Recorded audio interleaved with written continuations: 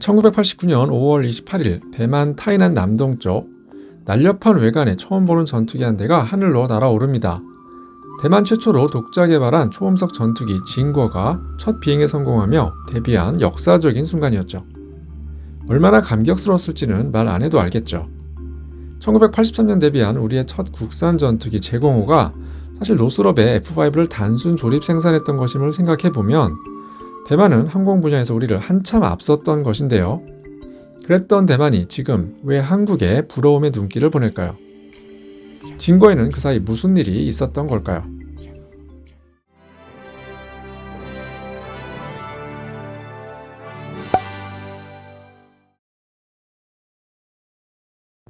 원래 대만은 미국과 굳건한 동맹 관계였습니다.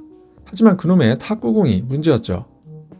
1971년 일본에서 열린 탁구 선수권 대회를 계기로 적대적이었던 미중 관계가 빠르게 개선되더니 급기야 1979년 1월 1일엔 양국이 수교를 하게 되죠. 하지만 이때 조건 중 하나가 대만과의 단교였습니다.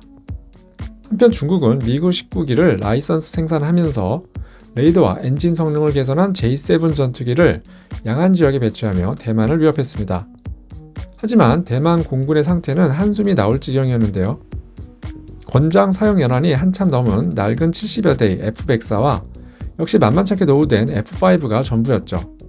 특히 이 낡은 F-5를 375대나 운영 중이던 대만은 이를 대체할 신형 전투기가 시급했습니다. 당초 대만의 신형 전투기로는 F-16과 함께 노스럽의 F-20이 유력한 후보였습니다. 특히 F-20은 F-5의 업그레이드 버전으로 노스럽이 대만을 찜해 두고 밀었던 기종이죠. 하지만 미중 간 관계 변화 등으로 미 정부가 이를 허용하지 않자 이 모든 게 물거품이 됩니다. 참고로 이때 노스럽은 막힌 대만 시장 대신 한국으로 눈을 돌렸는데 수원에서 시범 비행을 하던 F-20이 추락하는 바람에 꽤나 가능성 있던 한국의 F-20 도입도 무산된 건 유명한 일화죠. 아무튼 향후 전투기 도입이 힘들 것임이 분명해지자 대만은 전투기 독자 개발을 결심하게 됩니다. 1982년 5월 IDF 개발 프로젝트가 런칭되고 본격적인 연구 개발이 시작됩니다. 대만의 항공기 독자 개발 노력은 의외로 일찍 시작되었는데요. 장제스 총통의 국민당 시절부터 항공기 개발을 시도했다고 하죠. 이런 결과물로 나온 게 대만의 항공기 개발 기관인 AIDC, 즉 항공공업개발센터입니다. 여러 개편을 거친 AIDC는 1970년대 본격적으로 움직여 1972년 첫 작품을 띄우는데요. 이게 대만 최초의 자국산 군용기인 중흥 훈련기입니다.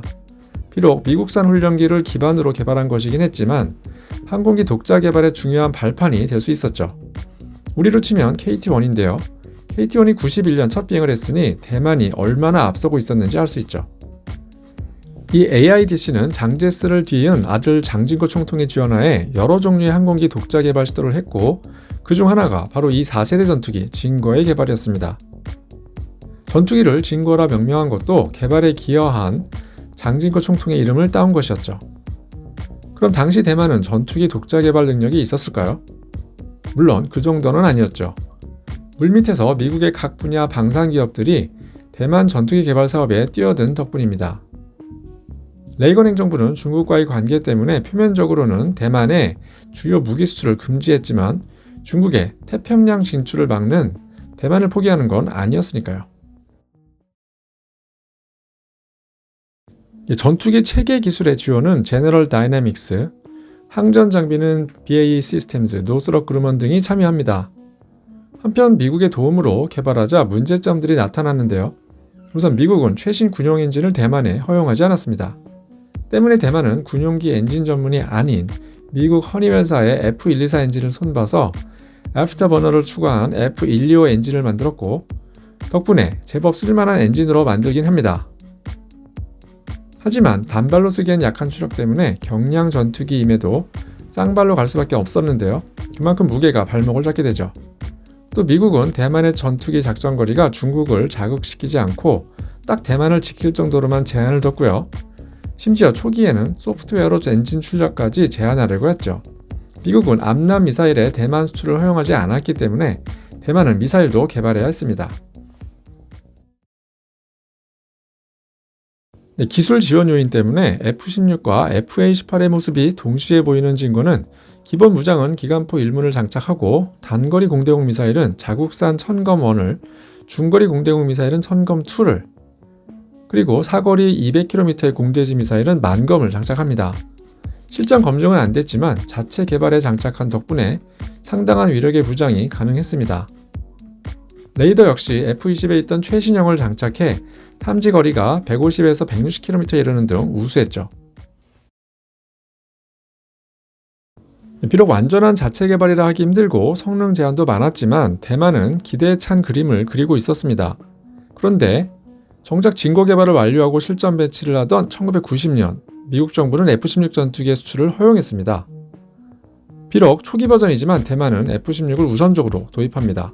또 이 시기 프랑스는 대만에 미라지 2000을 제안했는데 고성능 전투기에 목말랐던 대만은 미라지도 냉큼 들여옵니다.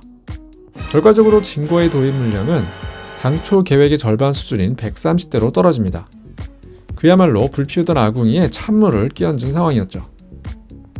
사실 독자 개발이라지만 제한된 기간에 급히 진행하다 보니 당연히 부품 국산화율이 매우 낮아 그 비율은 10%도 채 안 됐죠.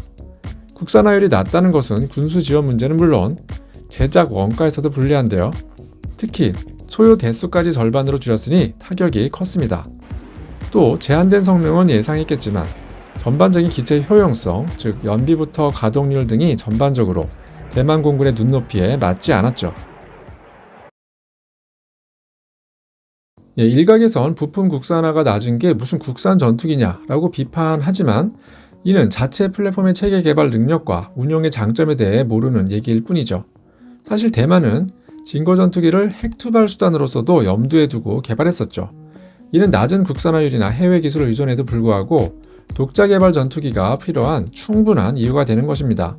대만이 간절히 원하던 F-16 도입이 진거 전투기 개발 후 허용된 것도 인과관계가 전혀 없다고 할 수는 없을 듯합니다. 참고로 이런 이유로 우리나라의 T-50 개발 당시에도 로키드 마틴의 기술과는 별개로 대만 항공기 개발자들로부터 여러 부분의 기술, 경험 등을 조언받았다고 합니다. 한편 진거의 생산 수량이 반토막 난 이후 2009년경 성능 개량 정도만 했을 뿐 추가 생산은 고려하지 않았지만 최근 들어서 진거가 다시 부각되고 있죠. 2019년엔 고등훈련기인 AT-5 융잉을 선보였는데 신형기라 소개됐지만 그 기반은 누가 봐도 진거죠. FA-50처럼 필요시 전투용으로 전환하도록 개발됐습니다. 또 대만의 차세대 전투기 개발 사업도 이 진거가 그 베이스라는 말도 들립니다. 대만과 우리나라의 전투기 개발사를 같이 살펴보면 무엇이 오늘날의 다른 결과를 낳았는지 실마리가 보이는데요. 우선 독자 개발 전투기, 정확히는 독자 개발 플랫폼의 중요성인데 핵심 부품의 자체 개발 또는 소싱 능력이 없으면 독자 플랫폼도 제 기능을 다하지 못한다는 점이죠. 부품 국산화라는 게 반드시 모든 부품을 자체 개발로 채워 넣어야 한다는 의미는 아닙니다. 대만과 달리 우리는 기술과 부품의 소싱이 비교적 자유롭기에 시간적 비용적으로 효용성이 높은 건 해외 소싱을 하되 정부 주도로 항공기의 핵심 부품 개발 능력은 꾸준히 확보해 놓을 필요가 있다는 게 전문가들의 의견입니다. 그것이 진정한 자주국방의 마지막 한 조각 퍼즐일 겁니다. 대만 진거의 사례가 이를 말해주고 있죠. 여러분들의 생각은 어떤가요?